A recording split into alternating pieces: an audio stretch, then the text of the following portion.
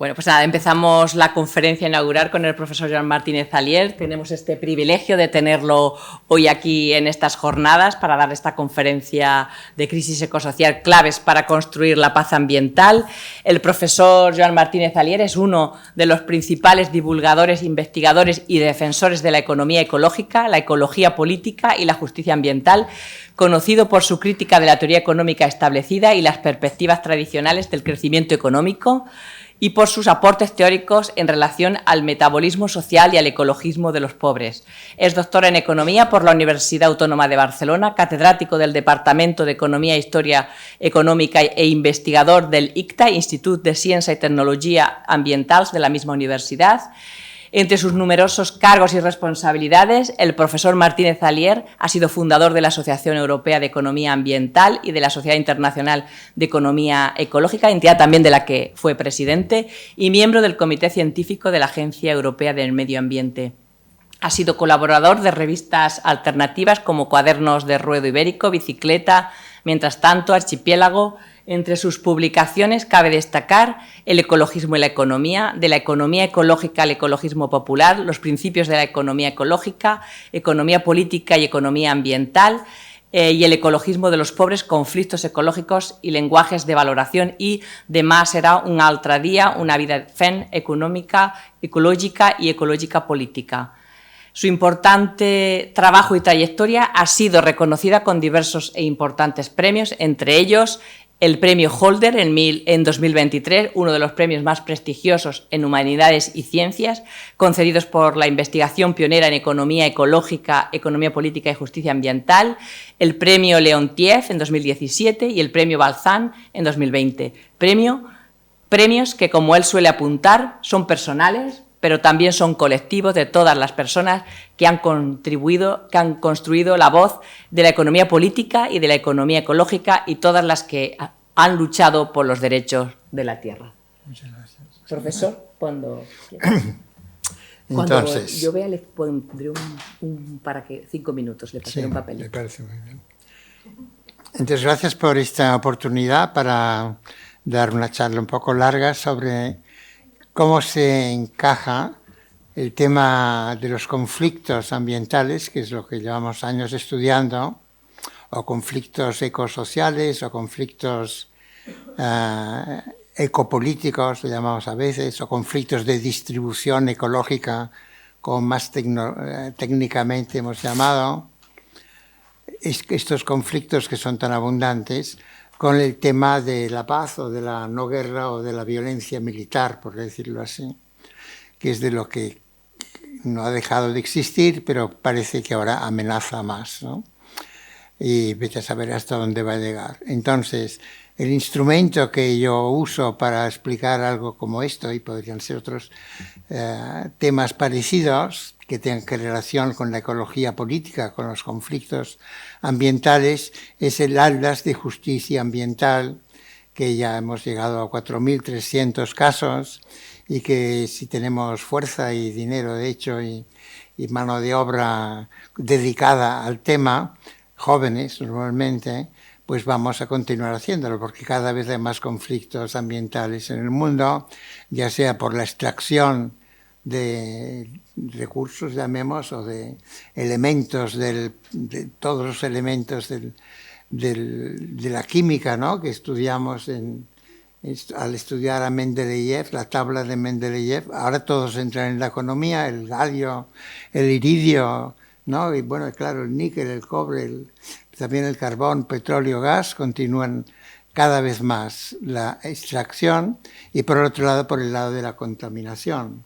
Y esto es lo que explica las protestas, y lo que en el Atlas hacemos es coleccionar protestas y coleccionar también matanzas, porque muchas veces la gente que protesta son muertos. En el Atlas, con 4.300 casos, más o menos el 10% de los casos aparecen ecologistas mujeres también asesinadas, ¿no? Y ustedes se acordarán de Berta Cáceres, pero en el mundo, en el Atlas, hay como 150 con sus nombres, Berta Cáceres, y algunas sin nombre. Entonces, esta es la realidad del mundo. Entonces, basado en esta realidad muy empírica, que que vamos con otra gente, porque la idea no fue nuestra. Quien empezó a coleccionar conflictos fueron grupos en América Latina como OCMAL en Chile, Observatorio de Conflictos Mineros. De América Latina fue Fiocruz en Río, que es una dependencia del Ministerio de Salud, con Firpo Porto, y luego en la India también, por supuesto, ¿no? Centros que tienen años de vida y que entre lo que hacen es archivar de los periódicos o de otras informaciones conflictos ambientales, seguro que otros que me olvido. Entonces, voy a hablar a nivel mundial, porque el tema es mundial, ¿no es verdad? Y basado en el ALDAS, dar algunos ejemplos de conflictos, como esta es una página del ALDAS, donde según los filtros que le ponemos, poniendo military installations, nos han salido, hace unos días que estoy con esto, 77 casos, pero si cambiamos un poco el filtro, claro, nos saldrían muchos más casos. Por ejemplo, si ponemos en el filtro, si sale presencia militar, por ejemplo, en Filipinas, matando a gente, ¿no? Con red tagging, que llaman, o sea, los pintan de rojo o a veces de islámicos y matan a ecologistas. O en Colombia o en tantos otros sitios que los militares directamente entran en la represión, pues saldrían más de 77. Pero vamos a empezar con uno de estos 77. Pero antes me gustaría decir que a mí ya hace un año o dos, de hecho, desde que empezó la guerra de Ucrania, que me pareció que el mundo estaba volviendo a lo que Hobsbawm hace años había llamado la edad de los imperios. Pero Hobsbawm, en uno de sus libros, de 3 o 4 libros que escribió de historia del siglo XIX y un poco el XX, se refería a la Primera Guerra Mundial, le llamaba así, ¿no? El fin, Primera Guerra Mundial, que fue cuando Europa empezó a ir realmente mal y con algunos interludios parece que continúa, pues en 1914 había el Imperio Otomano, que desapareció, el Imperio Austríaco, que desapareció, el alemán, el prusiano, por suerte, ya empezó a desaparecer, aunque tuvo un renacimiento con la Segunda Guerra Mundial. El Imperio francés, el Imperio inglés o británico, el Imperio de Estados Unidos, ¿no? Una guerra de imperios, de 7 o 8 imperios, cuya razón de ser, aunque uno puede referirse a las teorías que hubo, empezando por Lenin y otros, a dar explicaciones económicas, si podían exportar o no podían exportar, si se ponían aranceles unos a otros, y que esto despertó esta guerra entre imperios europeos que todos los reyes eran más o menos primos, ¿no? Legítimos o no, pero descendían de los mismos, de la reina Victoria, sobre todo, me parece. Pero no por dejar de ser primos, no se peleaban, y se pelearon, ¿no? Y con la gran desgracia que el Partido Socialista francés, cuando mataron a Jaurès, se dedicó luego a la guerra contra los socialistas alemanes hasta que casi no dejaban a ninguno, ¿no es verdad?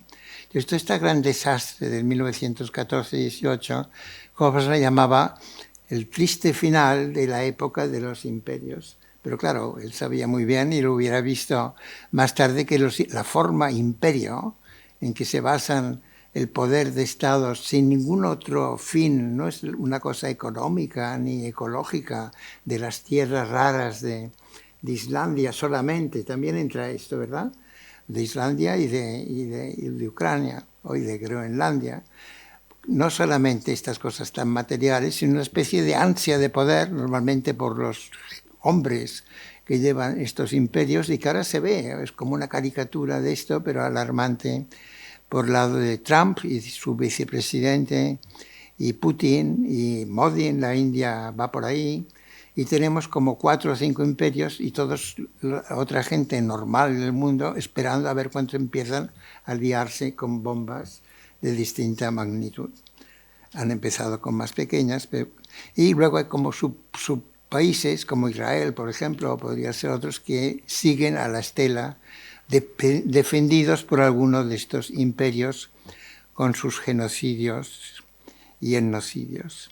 Esto es el muy triste final, debería ser, de mi charla, porque por lo menos es un triste principio. Voy a ver si lo animo para un cierto más optimismo, porque yo lo veo el mundo de esta manera, con estos 4 imperios, y lo escribí en un artículo que se publicó en la India.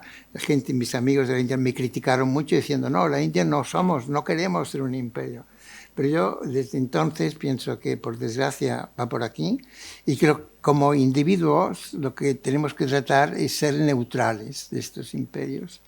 No afiliarse ni al Occidente, como la revista Economist cada semana saca sus elogios de The West, le llaman, The Far West, pero también no, la OTAN y Estados Unidos, China y la India o Rusia deberíamos ser neutrales, como debería ser Brasil y como deberían ser los países africanos. Si pueden serlo, defendiéndose contra, si son del sur, el extractivismo, este material que va aumentando. Porque con la excusa del cambio climático ahora viene otra ola de gran extractivismo de materiales, como sale cada día en el periódico, que está la Unión Europea, que a veces tenía como buena cara, ahora ya se quita la careta y dice, vamos a ir a Portugal y a España, y al territorio Sami, en Finlandia, en Noruega, y donde nos dejen que sean parte de la Unión Europea, porque fuera ya tenemos muchas protestas por el litio, pero no solo el litio, el cobre, el níquel, el cobalto, etcétera, ¿no? Entonces, esto no es que la economía se esté desmaterializando, al contrario, la economía es muy material. Pero a veces lo es de una manera así, absurdamente militar, y que solo sirve para destruir. Entonces, el primer caso que queríamos mostrar aquí sería un caso que tenemos en el Atlas, y que es como un modelo político, social, así humano, para cómo podríamos enfrentar lo que está pasando ahora. Y fue esto, y si lo abres lo podrán leer la ficha, sí. Y que fue, la verdad es que yo, como esto es del año 91, bueno, yo hasta había ido una vez con E.P. Thompson a Estonia en uno de estos viajes de pacifismo antes del cambio en la Europa oriental, con Luis Lemkov de aquí y a Estonia, que todavía pertenecía o volvía a pertenecer al Imperio Ruso. Y entonces es esta época que estoy refiriendo en esta ficha, 1990-91. Entonces, desde las grassroots, desde la base, desde los grupos sociales, no ayudados por los estados, sino contra los estados, por lo menos contra el estado que había en Kazajstán, pero también yo creo en Estados Unidos tampoco quizás les hacía gracia, no lo sé, da lo mismo, si les hacía gracia o no. Hicieron esta reunión que ya es difícil en aquella época y le llamaron Nevada Semipalatinsk, ¿no? Que eran zonas donde se estaban explotando bombas atómicas o sacando uranio en Nevada y en todo el este de Estados Unidos, en territorio navajo, y se hacían pruebas atómicas, digamos, ¿no? Y esto hay que hablar un poco de las pruebas atómicas de esta época. Entonces, esta ficha que ustedes la pueden abrir, pues pueden ver en lo que se pueda leer, porque está en cirílico, digamos, pero cada ficha del Atlas tiene como 2 o 3 páginas, o un poco más, y pueden leer la descripción. Y como yo estoy casi seguro, aunque mucha gente aquí somos más o menos de la misma edad, y estamos totalmente vivos del año 1990, pero quizá no hay recuerdo de esto, ¿no? Pero fue como un movimiento de los muchos que hubo, este-oeste en aquella época, para tratar de evitar una guerra atómica, digamos, ¿no? Y un invierno nuclear, que era lo contrario de lo que pasa con el cambio climático, es decir, que habría un enfriamiento general. Entonces, si esto era posible en la época, debería ser posible ahora, ¿no? En combatir todas las vinculaciones que hay entre el militarismo y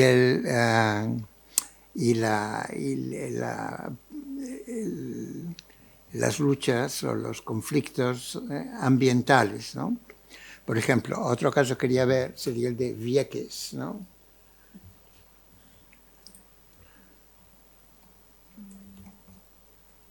Y Vieques está, que quizá alguien lo conoce, está en Puerto Rico y en el área se puede buscar o bien por la geografía, ir al puntito, apretar el punto y se abre la ficha, o se puede hacer de alguna otra manera.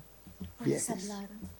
Sí, tarda un poco. Va a salir. Sí, Entonces Vieques es una islita que hay al este de Puerto Rico, que es otra islita, o una isla más grande, y Vieques durante mucho tiempo fue una base militar de Estados Unidos. Entonces el mundo está lleno de bases militares, sobre todo yo creo de Estados Unidos, pero poco a poco quizá va a haber de otros de los imperios, por ejemplo, la India en Maldivas no sería imposible, ¿no? Y porque es la forma en que se organizan los militares cuando quieren hacer operaciones en el extranjero. Entonces,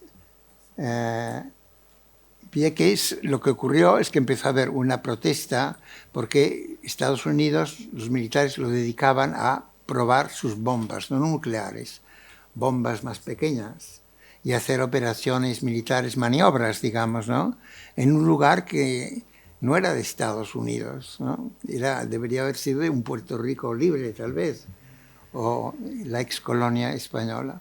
Entonces, como en la práctica era de Estados Unidos, pues Estados Unidos decidió unilateralmente hacer esto. Y con el tiempo hubo tanta protesta local y hubo... sí, están en los Vieques. Y que al final sí tuvieron que ir. Estados Unidos sí tuvo que ir de este lugar porque no había posibilidad de continuar debido a las manifestaciones, ¿no? Las manifestaciones, y ha quedado todo contaminado y poco a poco lo están descontaminando. Entonces, sí. Nos hemos de aclarar. Tarda un poco, pero se va a actualizar. ¿Sí?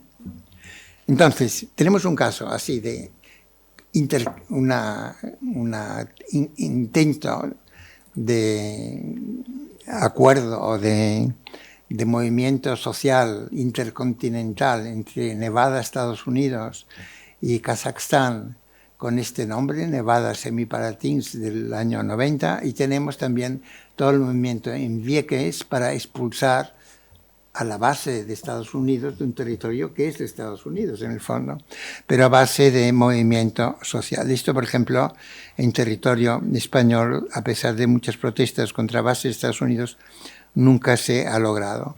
Un sitio donde esto se logró fue, por ahora me parece, fue en Okinawa, en Japón, donde Estados Unidos tiene una gran base desde la Segunda Guerra Mundial, o sea, la isla es una base de Estados Unidos, al sur de Japón, pero pertenece a Japón, y donde hace no muchos años hubo protestas contra la ampliación, porque esta base se iba a ampliar y ponía en peligro, la excusa técnica era un mamífero muy escaso que se llama el dugong, que me parece bastante excusa. ¿Cómo vas a, no matas a los humanos, matas a cualquier mamífero, incluso alguno en peligro de extinción? Y esto los militares habría que ver muy bien. También el tema militar desde el punto de vista de los daños a otros animales y plantas y a la ecología en general y al cambio climático por tanto CO2 que producen, no solo a los humanos. Allí, además, claro, en Okinawa, en Japón, hay un cierto sentimiento, digamos, patriótico, nacionalista o cultural contra los americanos. Aquí, en este caso, si yo lo recuerdo bien, de Okinawa, hasta ahora han logrado parar esta base militar con la alianza local más la alianza conservacionista internacional. Y podría ser algo que se aplique a otros sitios. Dejando aparte el tema de pruebas nucleares, que ahora voy a volver, y también el tema de bases militares, que está lleno el mundo, y en Atlas también hay muchos, pero en el mundo hay más, de bases militares conflictivas por el daño humano y cultural y ambiental que producen de cualquier país, pero sobre todo de Estados Unidos. Hay también otros temas que no son nucleares, sino de otro tipo de química, como lo que ocurrió en Vietnam con el agente Orange, ¿no? Producto de bases es como cuando decimos cuáles fueron las fábricas de productos químicos que producían el gas que causó el holocausto judío en Alemania. Pues tienen nombres conocidos, fábricas, empresas que luego han continuado. Pues aquí es lo mismo, ¿no? La gente, ahora no me acuerdo quién es, pero puede ser Dow Chemical, cualquier empresa de Estados Unidos, que sería otra manera de enfocar este tema de paz ecosocial, que sería estudiarlo por empresas, no por países solamente, sino por empresas, ¿no? Como se ve ahora, la industria militar es una gran industria en la cual muchas empresas les gusta participar porque ganan dinero. Y les da un poco lo mismo si el tema es del holocausto, si el tema es de la gente Orange, a otras empresas en Vietnam.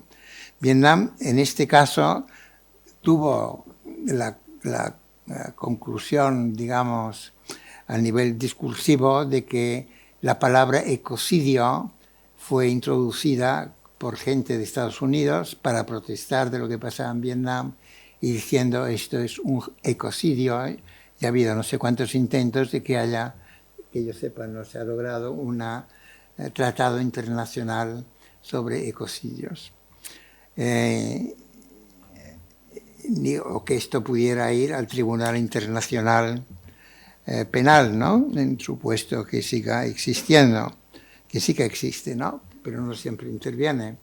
Entonces, ecocidio es algo que se podría aplicar, por ejemplo, claramente en Gaza, porque es un genocidio, porque tenemos también helados bastantes casos sobre Israel y Palestina ya de antes, de hace 5 años, 10 años, con el tema del agua y el tema del cortar los olivos y otros temas del elegante comportamiento de Israel como país subimperialista en esta zona del mundo. Entonces, esto se podría aplicar claramente, no solo genocidio, sino ecocidio. Pero en la historia de la investigación ecosocial sobre la paz, creo que esta palabra ecocidio se introdujo desde la empírica más cruel, que fue los bombardeos en Vietnam con un agente naranja que lo que hacía era desfoliar, ¿no es verdad? Lo que querían es acabar con la vegetación tropical de Vietnam, del bosque tropical y de Laos y de Camboya, para poder bombardear mejor. Y con esto dejaron a mucha gente con contaminación química en sus cuerpos hasta hoy mismo todavía ocurre. Esto se llama así el agente naranja, ¿no? Volviendo al tema nuclear, de pruebas nucleares, porque ahora con el cambio climático incluso hay alguna gente que que empieza a recomendar otra vez energía nuclear, podríamos ver algún otro caso. Uno podría ser en el Pacífico, Mururoa, donde los franceses hundieron una vez un barco de Greenpeace y mataron al cocinero, que recuerden, porque Greenpeace había enviado un barco para observar las pruebas atómicas, ¿no? Pero también las Islas Marshall, que todavía hay ahora juicios en vigor contra Estados Unidos por la radioactividad que dejaron. También, como se sabe ahora, está en los periódicos hace poco, en Argelia los franceses hicieron pruebas en lugares desiertos, quiere decir con gente que no sean del país de origen de la bomba, digamos, básicamente esa definición, pero en el sur de Argelia y también en otros casos, como por ejemplo este que has puesto. Este fue una gran bomba de hidrógeno el año 61, que está en el Atlas, la explicación, aunque poca gente pudo protestar allí, porque este es como una isla casi desierta, pero hay pastores con sus renos en todo el Ártico, ¿no es verdad? El Ártico es un lugar muy sensible, frágil ecológicamente, que está siendo maltratado con minería, ¿no? Y con transporte nuevo de carbón, petróleo, de minerales cada vez más, porque es más fácil navegar, porque el cambio climático se puede navegar mejor y tiene su aspecto militar. Por ejemplo, los convoyes rusos hacia el este, por la Polar Silk Road, que Xenia ha estudiado, se hacen con un destructor, un barco nuclear que va rompiendo el militar o civil, pero que va rompiendo el hielo, y detrás el convoy de barcos de gas líquido natural líquido, por ejemplo, ¿no? U otra mercancía. Y para el oeste supongo que también. Sí. Pero este caso de que veíamos ahora, o que había puesto, de este Novaya Zemlya, ¿no? Que es decir, nueva tierra, o Terra Nova, al norte de toda una isla que es así, al norte en Siberia. Esto se le llamó la bomba del zar, no sé si irónicamente los propios soviéticos se llamaron así, ¿no? Porque era la más potente que se ha hecho. A partir de esto empezó a haber discusión internacional sobre cómo evitar radiaciones, y empezó a haber un tratado internacional, ¿no? Para limitar las bombas atómicas, las pruebas, ¿no? De momento eran solo pruebas, excepto Hiroshima y Nagasaki, que no fueron ninguna prueba, sino realidad, y parecía que el tema estaba más o menos en manos de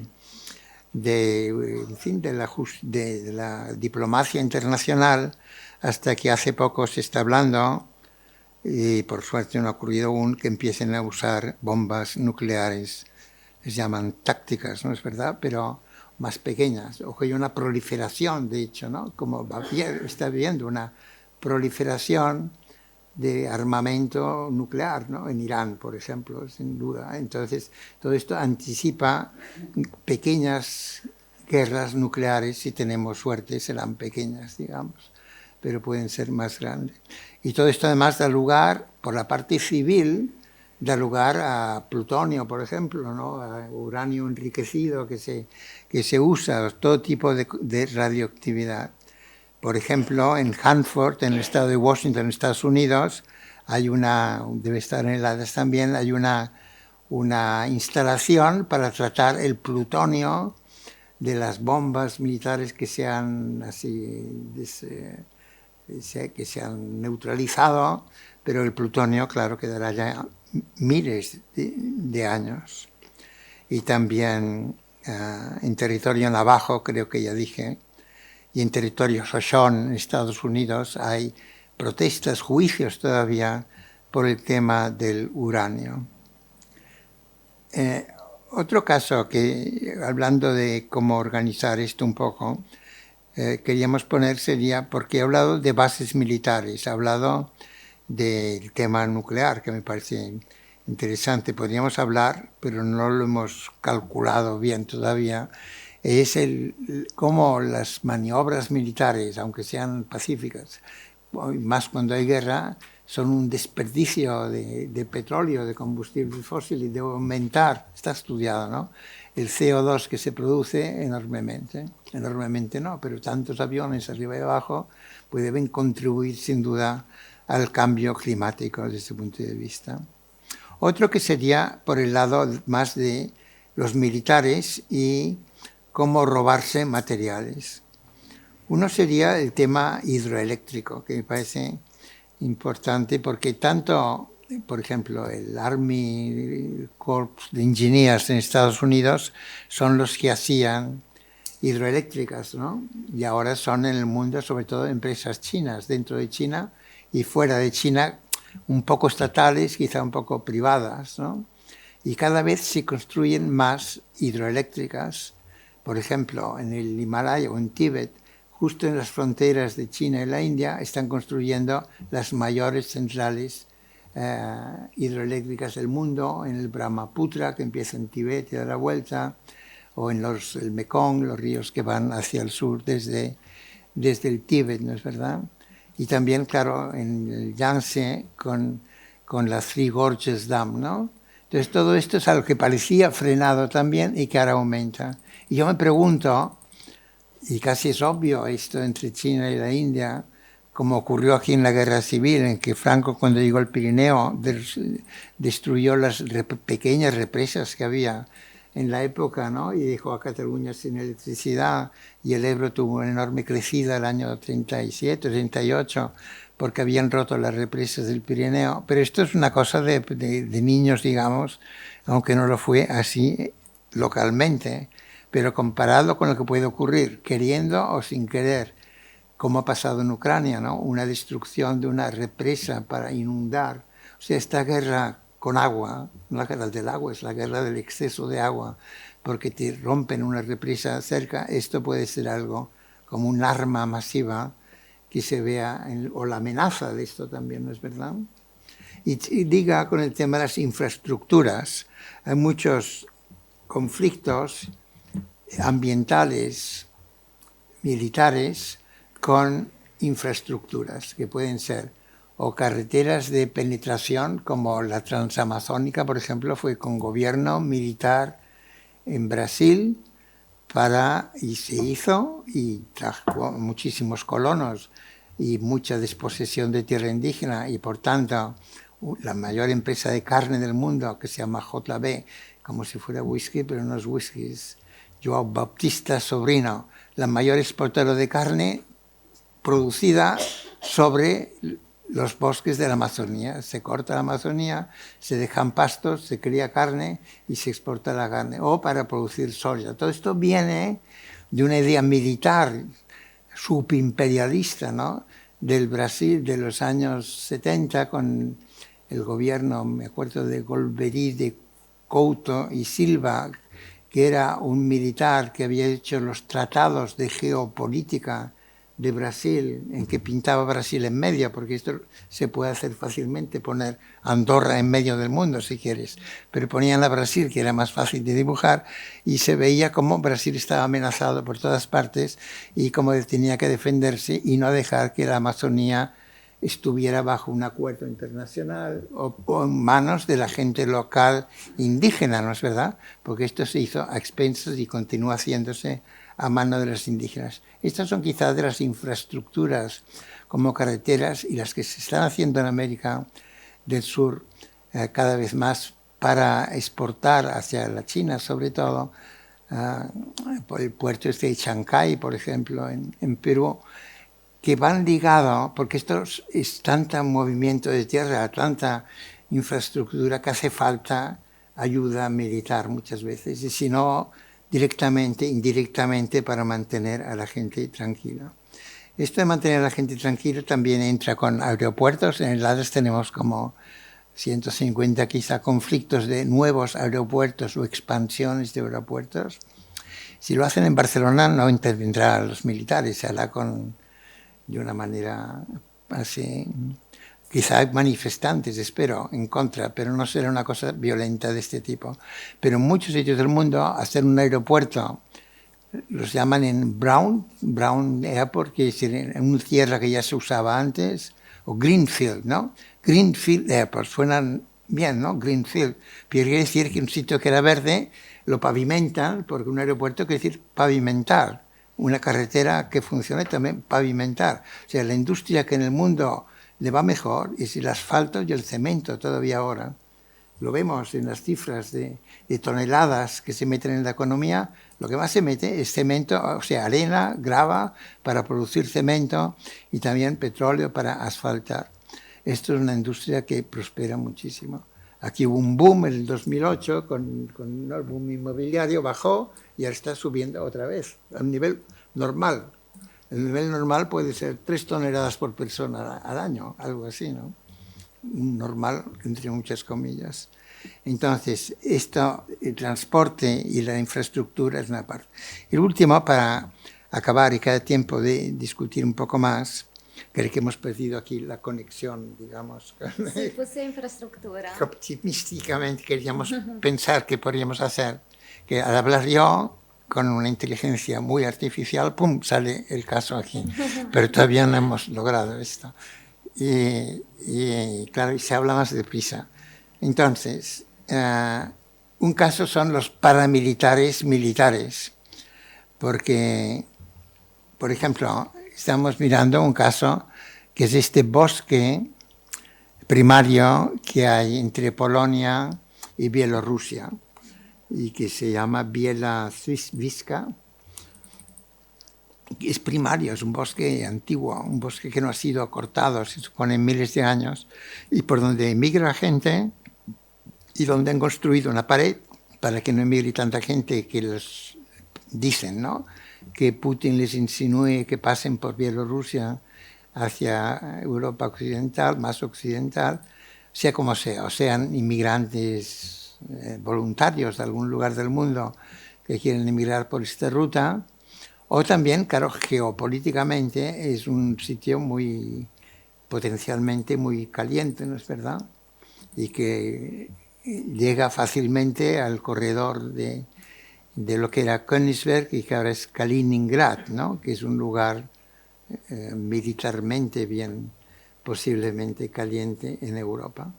Entonces, este lugar bonito, con no sé cuántos grados de protección internacional, que se supone que allí no pasa nada, es un lugar súper militarizado. Y estamos viendo que hay paredes construidas en todas partes y se supone que está lleno de osos, por ejemplo, pero no sé qué harán los osos si treparán las paredes estas que han hecho o como es. O sea, un desastre natural, un desastre político también, en el fondo, por prohibir la inmigración, un desastre potencial militar también que puede haber allí. Pero esto, digamos, son casos más, no es tan fuerte como lo que ya podemos pensar si abriéramos casos, por ejemplo, de Nigeria.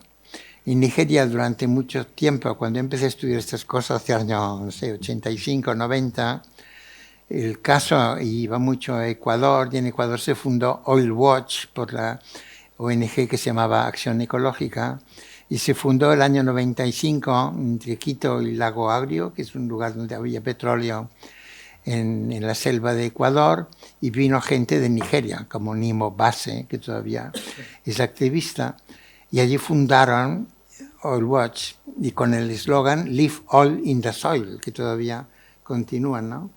Pero claro, así como en Ecuador en la época era había una empresa, la Texaco, el gobierno estaba a favor, había algún muerto de protestas, pero no era una masacre.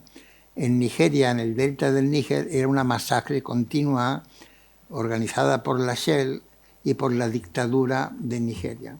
La Shell nunca ha ido a juicio, ha ido a juicio un par de veces para casos muy pequeños de algún campesino en el delta del Níger que ha conseguido que le den, no sé, 30.000 euros quizá. Pero hubo miles de muertos, ¿no? Entre los Ogoni, por manifestarse, claro, si te manifiestas contra la industria del petróleo holandesa dentro de una dictadura militar sin ningún escrúpulo ni vigilancia internacional y sacan en manifestación, pues les mataban, digamos, mataban a hombres, mujeres, niños, a los Ogoni, que consiguieron al final sacar a la Shell. Pero esto ha continuado, o sea, Nigeria exporta cuando va bien 3 millones de barriles al día, que son 150 millones de toneladas de petróleo, 150 millones de toneladas, o sea, más de una tonelada por persona y año, del delta del Níger, y continúa la muerte de la gente, y todo esto se ha hecho o bien con dictadura militar, que es cuando se instauró el sistema, o bien con gobiernos que no son militares, pero que los militares cooperan. Esto ya creo que hablé de Filipinas algo, es el sistema real en muchos países del mundo a medida que aumenta el extractivismo. Pueden ser militares o pueden ser paramilitares, del tipo que ha habido, que hay tanto en México o en Colombia, o sea que detrás de cada empresa va un grupo militar, o en Perú, por ejemplo, ¿no? En Perú había una ley, o hay una ley, en la cual los policías, pero policía militar, armada, que estaban de vacaciones o de fin de semana, podían alquilar sus servicios legalmente a las empresas de vigilancia. Y claro, cuando había protestas, muchos de los disparos venían de este cuerpo armado, que da lo mismo que sea legal o ilegal, digamos, ¿no? Si son paramilitares les llamaríamos ilegales, pero se parecen mucho, no en todas partes del mundo, pero en algunas partes del mundo, en situaciones de gran extractivismo. Entonces, para acabar el argumento general es que en el mundo continúa aumentando la extracción de materiales y de energía de distintas formas. Esto, y no solo aumentando, sino que se va llegando a las fronteras de la extracción. Y esto es porque, para poner un principio así de economía ecológica en el centro, la economía no es circular, sino que la economía es entrópica, que como todo el mundo sabe, si tú quemas, si tienes a alguien que tenga un automóvil todavía, de gasolina y pone gasolina y viaja unos kilómetros, después, aunque haga marcha atrás, no sale la gasolina, digamos. Se quemó para siempre, ¿no es verdad? Y para siempre, para siempre, para siempre quiere decir que Nigeria exporta, lo que he dicho antes, 3 millones de barriles al día, ¿no es verdad? Y así es. En el mundo se sacan al día unos 100 millones de barriles de petróleo. En energía más o menos lo mismo de carbón. Y de gas cada vez más. No llega todavía al petróleo, pero está a punto de llegar.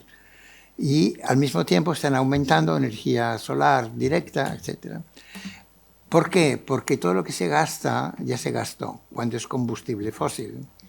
El cobre, por ejemplo, el 30% del cobre que entra en la economía, que es cada vez más por la necesidad para los conductos eléctricos, el 30% es reciclado aproximadamente. El 70% es cobre fresco, ¿no? Cobre fresco que no viene precisamente de un mercado así. Cobre al cual se ha sacado de minas a cielo abierto, del cual con un 1% que saquen de cobre para refinar ya sale rentable, 1%, el 99% se queda allí, como dicen en América Latina, un dique de relaves, o en México una presa de jales, o en español, nunca lo sé de España, creo que se dice una piscina de residuos, como lo que hay en Río Tinta, por ejemplo, a punto de caerse alguna, como la que se cayó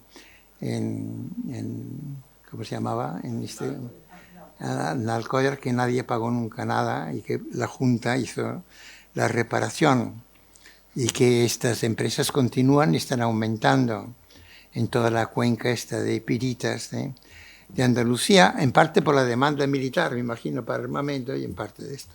Entonces, con esto habrían acabado, si piensan que la economía no es circular, sino entrópica, y que cada vez hay que ir a las fronteras de la extracción, no es extraño que haya protestas, ¿no es verdad?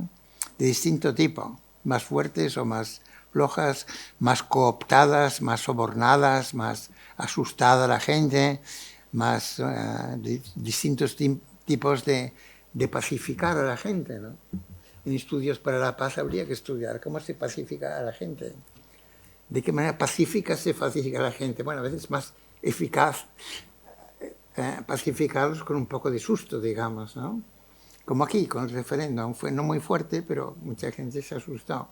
Pues, pero fue de lo más civilizado comparado con estas cosas que estoy hablando.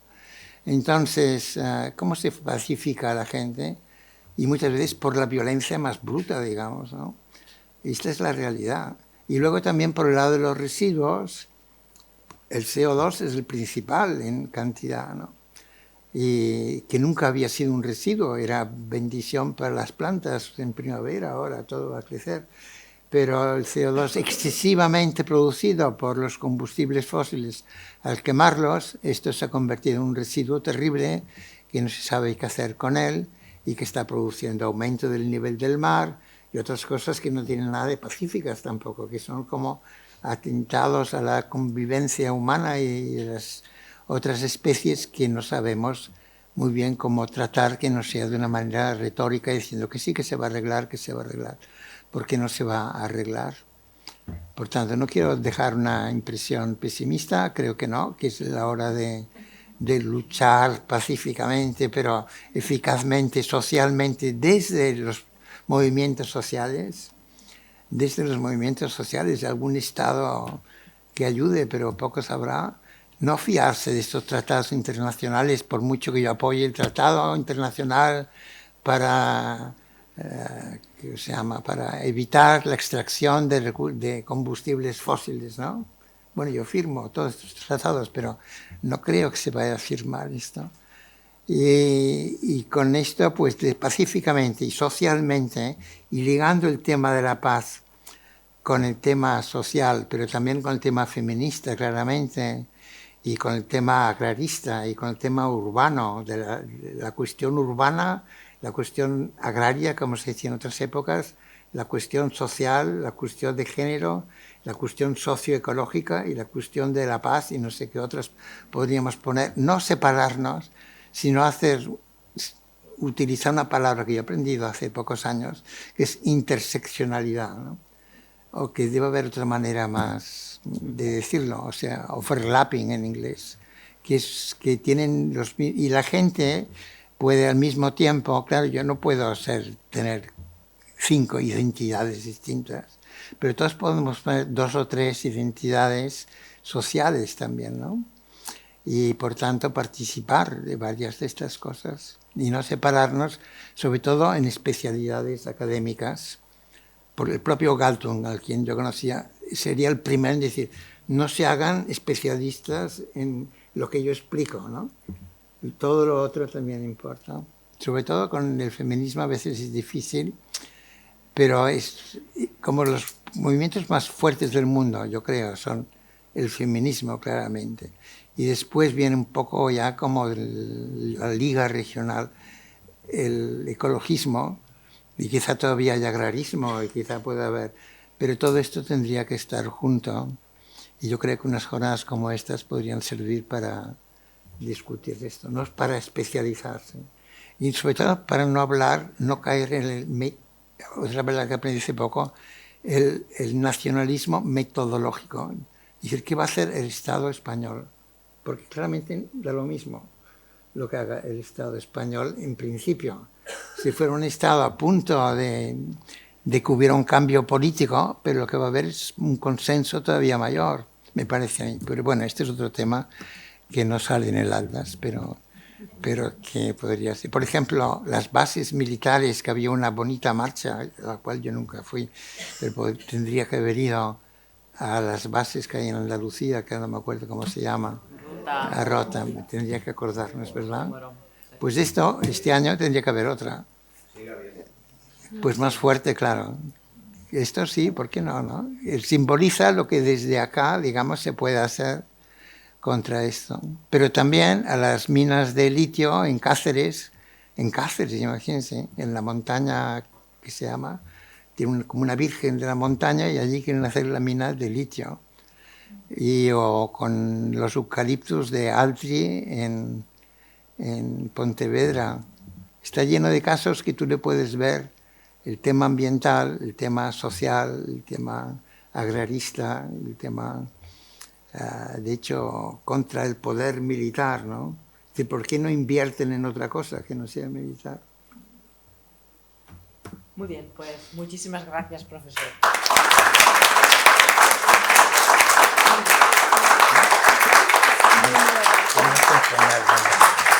Pues desde la investigación, bueno, primero de todo, enhorabuena y muchas gracias por su conferencia, por presentarnos una serie de casos así muy diversos, además del Atlas Global de Justicia Ambiental, que es una fuente de referencia para todas nosotras y nosotros en la investigación para la paz, precisamente.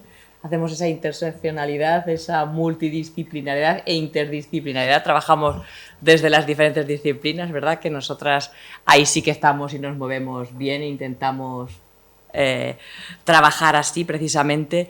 Y cuando ha comentado lo de Okinawa, ¿te acuerdas, Susana? El año pasado recibimos en la Asociación Española de Investigación para la Paz a un grupo de personas de Okinawa que vinieron a visitarnos, hicieron un tour estuvieron en Guernica, vinieron también ahí y justo nos hablaron de esa resistencia a las bases militares, ¿no? Es que pues nada, hacemos si le parece, una charla, un diálogo con el profesor, que seguramente que tenéis interés en dialogar de todas las cuestiones que nos has presentado, tanto de los diversos tipos, ¿no? de casos, de esos 4.200 casos que recoge el Atlas, o de otras cuestiones que...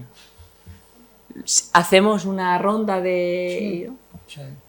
¿Luis? ¿Sí? ¿Sí? Bueno, en primer lugar... Espera, que te van a pasar un micrófono. Ah, que está aquí.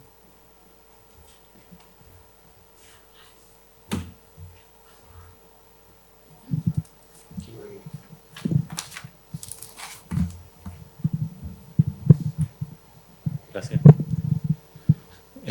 Bueno, buenas tardes. En primer lugar, muchas gracias por la conferencia y felicidades también por el trabajo en el Atlas. Como decía Ana, para nuestro grupo de paz ambiental de iPaz ha sido una inspiración para comprender las conexiones entre paz y defensa de la naturaleza y daño al medio ambiente, que van más allá de esas conexiones directas que ha señalado sobre el militarismo o los conflictos armados. Nosotros desde el grupo hemos trabajado la noción de que los propios movimientos por la justicia ambiental son movimientos de construcción de paz porque visibilizan alternativas a un modelo hegemónico que es ecocida y violento y que no solo acaba con las personas que defienden el ambiente, sino que destruye el propio medio ambiente. Es decir, si entendemos la paz desde la concepción de Galtung de la paz positiva, no sería solo la ausencia de guerra o de conflicto armado, sino la lucha por la justicia social y en este caso también por la justicia ambiental. Y en ese sentido es verdad que el trabajo que hacen desde el grupo en el Atlas nos sirve bastante como inspiración para entender esas conexiones entre paz y ambiente de una forma más amplia, ¿no? Y yendo un poco más allá, no solo los casos de violencia directa contra las personas que defienden el ambiente, sino la propia destrucción del medio ambiente se podría entender como amenazas a la paz, ¿no? Creo que en la siguiente mesa se va a hablar también de ecocidio, de derechos de la naturaleza y esas conexiones, más allá de las obvias que se han señalado, ¿no? De militarismo, pruebas nucleares. Es decir, la relación entre justicia ambiental y construcción de paz creo que van más allá y, ya digo, para nuestro grupo es una fuente de inspiración el Atlas.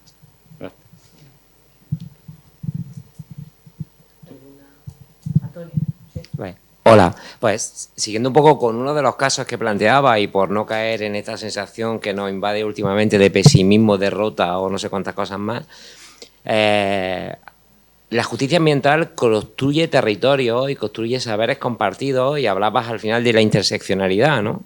Y justamente hay un caso que tú has planteado, que habéis planteado aquí, que es Vieques, ¿no? En el caso de Vieques, en los últimos 10 años se ha estado construyendo todo un trabajo de las mujeres de Vieques, recuperando su memoria del territorio y generando un proceso de paz ambiental en ese territorio, que yo invito a que lo sigáis, que algunos hemos estado colaborando con ese proyecto y que se traduce en un trabajo etnográfico documental que se llama Arepas y Amor, ¿no? Donde esas mujeres han construido otra vez su territorio después de la violencia ejercida no sobre su hogar, sino sobre sus propios cuerpos a lo largo de muchos años, ¿no? Antes, incluso después del abandono del territorio por parte de la ocupación militar yanqui, y esas mujeres han repensado su territorio, han construido un saber basado en la producción agroecológica, la cocina, los cuidados y la atención, ¿no? Por tanto, hay muchos ejemplos que nos empujan a entender que más allá de la violencia hay esperanza y hay procesos donde se pueden construir, ¿no? Y seguramente vi aquí el ejemplo de toda la violencia máxima, pero toda la reconstrucción por parte de las mujeres de ese amor basado en la arepa, ¿vale? Gracias. Pues, en el mapa cuando estábamos haciendo, porque ha sido varios años, y de cuando hemos entrado con algún nuevo tema, ¿no? Por ejemplo, incluso el litio entró no hace tanto. Y esto de las instalaciones militares lo pusimos, no me acuerdo si al principio, un poco más avanzado, pero bases militares, es que se me ocurre que lo tenía que apuntado, Greenland Common en Inglaterra, ¿no? Entre Oxford y Londres más o menos. El 84-85, que yo estuve un año en Oxford, y íbamos así como familia a Greenland Common a dar apoyo a las mujeres el 99% de Greenland Common que protestaban y al final yo creo que acabaron impidiendo que se hiciera una base militar, que tenía que ser una base militar para bombardeo atómico seguramente, desde Inglaterra el año 84. Y sería bueno hacer como una colección mucho más amplia de lo que tenemos en el Atlas, que no damos abasto, la verdad, de conflictos y tan concretos como decir base militar, ¿no? Y encontraríamos casos. Por ejemplo, Rota no estoy seguro que esté en el Atlas, pero debe haber muchos más y me imagino que cada vez va a haber más, porque algunos de estos puertos que hacen los chinos de momento no son todavía bases militares, Pues este es otro tema, o sea, porque, bueno, como tú sabes que es historiador, en la historia del imperialismo hay como dos formas. Uno que primero empiezas con comercio, se llama Flag Follows Trade. Primero el comercio, como la East India Company o los holandeses, y al final ponen la bandera para defender el comercio que han hecho. Y los españoles sí que iban más con la cruz y con la espada, en plan, ¿no? En plan, sí, con y la bandera, me imagino, claro. Y se les ocurría después que saquear un poco estaría bien. Y lo hicieron bastante, todo lo que pudieran. Pero, o sea que hay flag follows trade o trade follows flag. Y los chinos yo creo que están todavía en el trade, ¿no? En el comercio. Pero cuando vean que no les pueden pagar las deudas o así, no sé qué, es muy interesante, lo verán los jóvenes de aquí. ¿Cómo hacen para manejarse esto? Cuando vean que no pueden, tienen poder, porque el poder que tienen ahora es soft, digamos, ¿no? No pueden enviar un portaaviones todavía, según dónde. Quizá no lo harán nunca, porque además mis amigas de Ecuador una vez invadieron la embajada china hace años ya, para impedir un contrato minero. Y se reían y dice, estamos allí en la embajada china y teníamos a Mao Zedong, así el retrato encima nuestro. Y claro, eran todos jóvenes izquierdistas en su época y pensaban, ¿cómo estamos protestando contra Mao Zedong?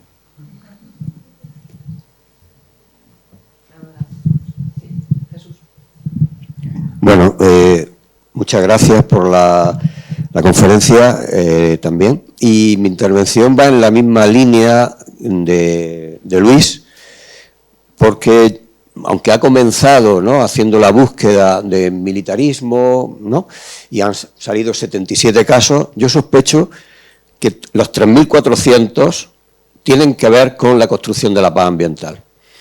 Y seguro que ahí no habrá recogidos conflictos socioecológicos, claro, porque ha ido en aumento, ¿no?, digo, la recogida de datos.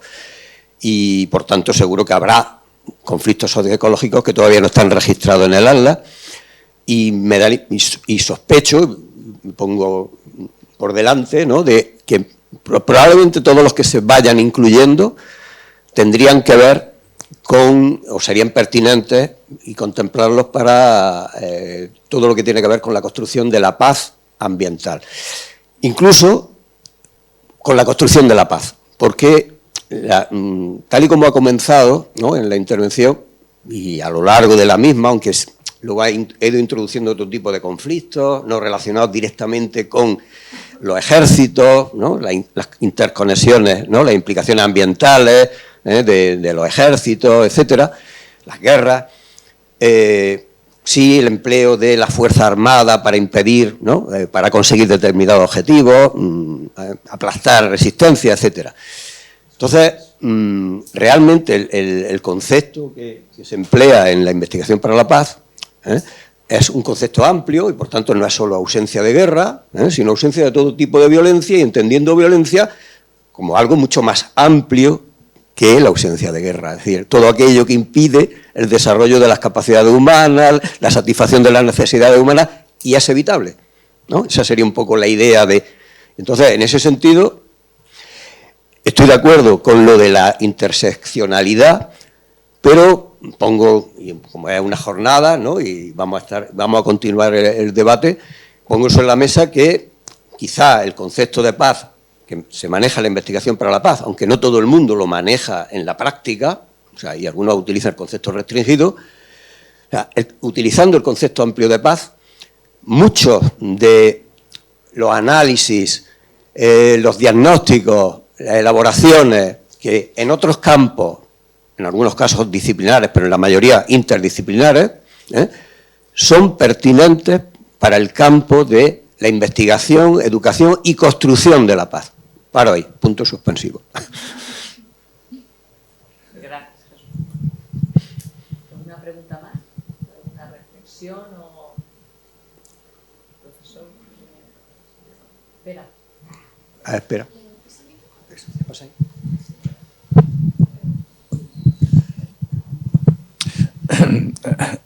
Bien, yo quería resaltar una cuestión que has expresado en tu conferencia y que es inevitable de todos los conflictos, pero especialmente de los conflictos relacionados con la extracción de recursos de la naturaleza. Por lo tanto, con el ecocidio. Y es la colaboración necesaria, innecesaria, de la violencia armada. Por lo tanto, en primer lugar, de los Estados y, si no, de fuerzas paramilitares, como has bien expresado. Sin eso no es posible llevar a cabo la extracción de recursos de la corteza terrestre. Y eso lo convierte en una militarización, en definitiva, de todos los conflictos medioambientales. Porque sin esa fuerza no sería posible, de alguna manera, llevar a cabo esa extracción. A veces con la colaboración de los Estados, que apoyan a esas grandes transnacionales, grandes corporaciones que las llevan a cabo, y por lo tanto, al menos desde nuestro centro, es donde ponemos el acento. Donde ponemos el acento porque hay una relación directa entre grandes corporaciones, extractivismo y fuerza militar, que puede ser a veces con guerras, directamente con guerras, Irak, Libia, o simplemente para reprimir las resistencias de la población. Y eso me ha gustado mucho porque tú lo has reafirmado. Y entonces también quería añadir, bueno, entonces también tendrías que incluir dentro de tu mapa todos los conflictos armados que hay en el mundo, porque en definitiva esos conflictos armados también están no solo emitiendo grandes millones de toneladas de CO2 a la atmósfera y por lo tanto dañando el medio ambiente, sino que también, además, en muchos casos también se llevan a cabo precisamente para ese extractivismo que estábamos denunciando. No sé si quieres decir algo. Sí.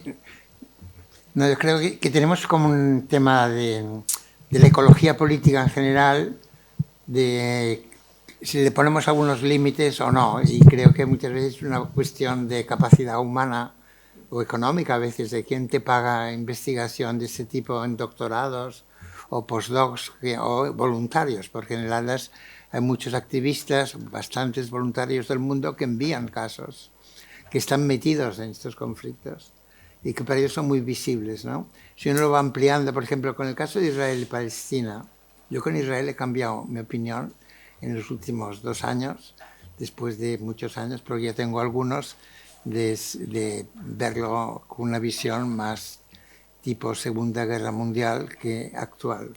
Actualmente, los casos que ya teníamos en el ALDAS, que nos habían enviado grupos palestinos ambientalistas, como he dicho antes, del agua, etcétera, ya los tenemos.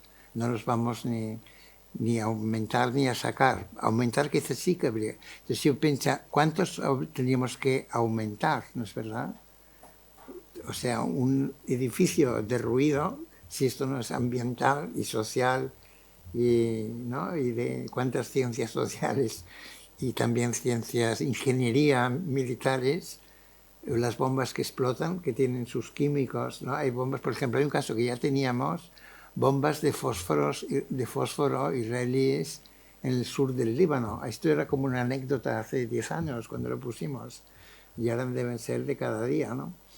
Entonces, sí, lo que dices tú es totalmente verdad y es una cosa que no tiene una solución fácil, en el sentido de que hacer un ALDAS de justicia ambiental es hacer visible, se parece a veces, yo digo, sin ánimo de meterme en otro campo ni molestar a nadie, como lo que existe ahora, estadísticas de feminicidios, como si fuera algo nuevo, ¿no? Como si en la época de Calderón de la Barca no hubiera mujeres asesinadas y muchos, ¿no? ¿Ha aumentado o ha disminuido? Seguramente ha aumentado, pero lo que sí ha aumentado es la visibilidad, ¿no? La percepción social. Entonces, esto va ligado a si hay gente que protesta y movimientos sociales, que se llamen pacifistas o ecopacifistas o ecofeministas pacifistas, pues depende de la gramática a veces, que dificulta que la gente entienda. pero no se puede poner una barrera de decir, por ejemplo, la guerra de Vietnam fue un gran desastre ecológico por la gente naranja, pero y las otras guerras que hay o las que va a haber son mayor desastre ecológico que... Entonces sí tenemos, por decir, un problema clasificatorio que no son muy importantes, ¿no? Lo que importante es darse cuenta de la realidad y tener palabras y provocar o ayudar a la indignación sobre estos temas y que la gente proteste, ¿no? Y el hecho, lo que ocurre es que cada vez que abrimos así el correo, digamos, nos entran nuevos casos de gente que protesta, a veces por cosas muy pequeñas. Para acabar el tema de las Fuerzas Armadas, hay un caso de Barcelona muy interesante, que es el año 75, de los pocos que tenemos de Cataluña, porque no hay tantos catalanes en el mundo. Entonces, se llamaba el de la planta asfáltica en Nou Barris, que quizá hay alguien que se acuerda, en que la gente, inmigrados que vivían en Nou Barris, les pusieron una planta asfáltica, yo creo que para construir la ronda, lo que sería, para asfaltar calles. Y el asfalto se lo tragaban los humos en sus pulmones. Y hay manifestaciones de la época contra, nos están jodiendo los pulmones. Y claro, ¿contra quién se oponían? En 75, 74, 75, 76, consiguieron parar la planta asfáltica. Y ahora es el Ateneo Popular de Nou Barris, este edificio. O sea, tiene una historia en la ciudad. Y entonces protestaban con un argumento ambiental, pero ¿quién les impedía protestar? Aunque al final ganaron porque era la transición y tampoco había para tanto, digamos. Pues era la Policía Armada de la época franquista, o sea, que no era cualquier cosa que no nos diera miedo. Es decir, ¿qué quiere decir militar, paramilitar, Policía Armada, no?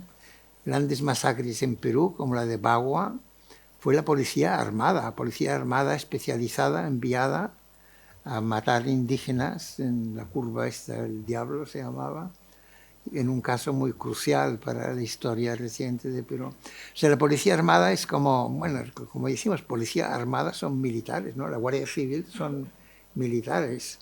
Yo es como los veo todos un poco igual, pues no tengo... No. Porque sí, es la gente que da miedo, ¿no? A la gente normal. Bueno, yo como viví en el franquismo unos cuantos años, tengo un miedo que no me cuesta quitármelo todavía ahora. A la policía le tengo mucho miedo, en general. Pero la gente normal le tiene miedo a la policía. La gente normal del mundo vive con miedo, digamos, en muchas partes del mundo. Esa especie de oasis que tenemos por acá son anormales. Entonces yo estoy de acuerdo que la paz debería ser poder vivir sin miedo, claro. Ahora, abarcas muchas cosas, ¿sí? Tenemos una pregunta más. Ahí, a mí me había despertado, antes de dar la pregunta, una curiosidad, justo esta pregunta, esta reflexión también que ha hecho Pera. Es porque nos estaba diciendo que le envían casos, entonces me ha despertado la curiosidad de cómo es la recopilación de la información, la identificación de los casos, ese procedimiento que hacen de gestión también de esa información. ¿Cómo es? Bueno, yo creo que desde la FUEM nos podrían enviar casos y desde la Asociación Española de la Paz también.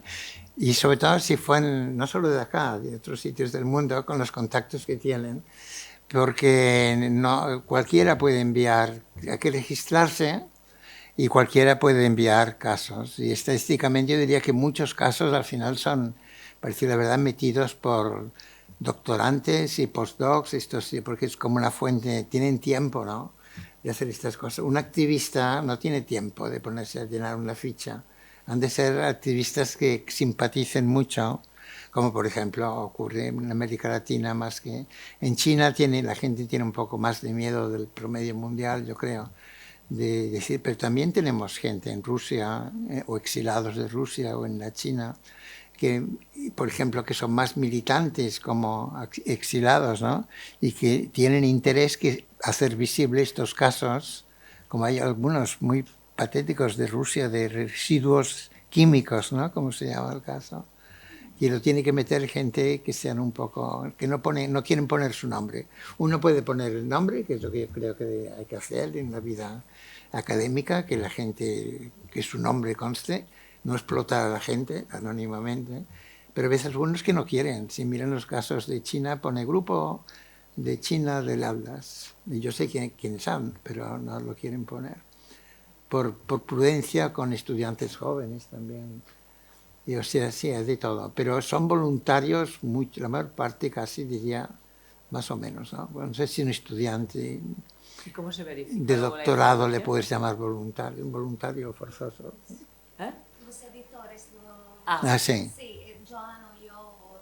Sois los que verificáis. Ahora tenemos todos los casos. como un equipo de 8 personas ahora que verificamos esto. Y para dar algo práctico, que es bien, ojalá se sume alguien, llenar un caso puede tomar 3 o 4 días, no es un artículo científico. Es llenar una ficha y hay que dar las fuentes, poner algunas fotos. Hay una cosa así cuantitativa, ¿no? Codificada, que permite luego hacer ecología política comparada. Por ejemplo, esto, cuántos muertos o cuántos casos de ecologistas muertos. Yo digo, ha habido 10 o 12%. Bueno, no me lo saco de la cabeza.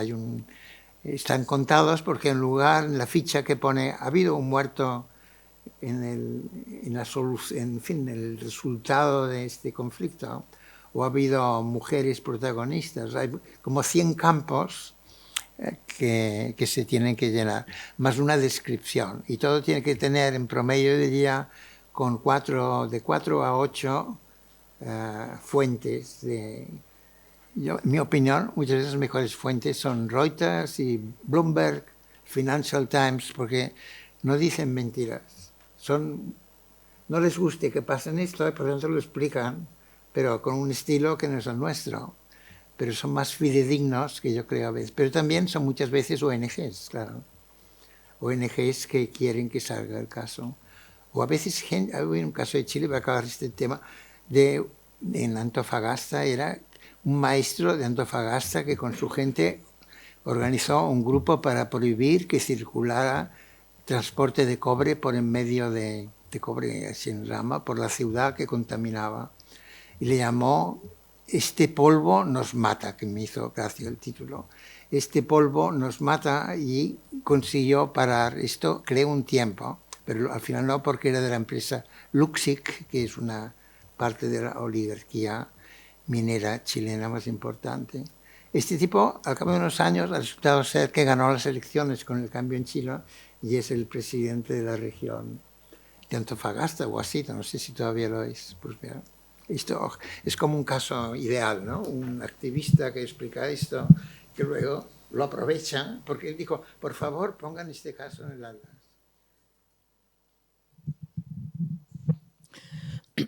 Es una reflexión a partir de las últimas palabras del ponente, que es lo del hacer intersecciones.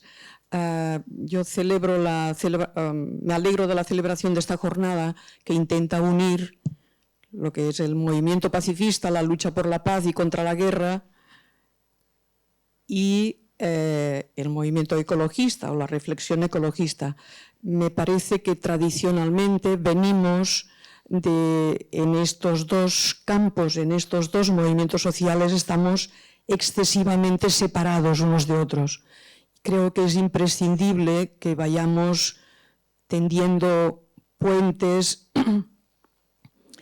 utilizando los argumentos de unos y otros, porque luchar para el medio ambiente, desde mi punto de vista, es luchar a favor de la vida, y luchar contra la guerra y por la paz es construir vida, cultura de paz, dar condiciones o crear condiciones para que todos y todas podamos vivir bien en un mundo vivible, y por tanto esto encaja perfectamente con los objetivos ecologistas y con los objetivos del movimiento pacifista. Por tanto, felicidades por organizar esta jornada, y creo que ahí hay mucho terreno para caminar juntos. Gracias. Sobre la historia de esto, porque también de la época me acuerdo de un éxito que tuvo aquí los movimientos sociales después de Franco con lo que hacía ETA, que al final resultó, en mi opinión, muy errado, pero que para mí hasta me pareció bien, la violencia contra Carrero Blanco, para decir la verdad, y lo he escrito alguna vez públicamente, porque aquello duraba demasiado realmente. Y fue el movimiento contra la mili, ¿no? De los objetores de conciencia, que no era ninguna tontería, porque se pasaban, ¿cómo se llamaba el primero? Que era lo conocía, espero que esté bien, porque debe ser de Pepe Beunza y vivía en Gallecs, aquí cerca de la Autónoma. Y bueno, pues esta gente es la gente más admirable que ha habido, digamos.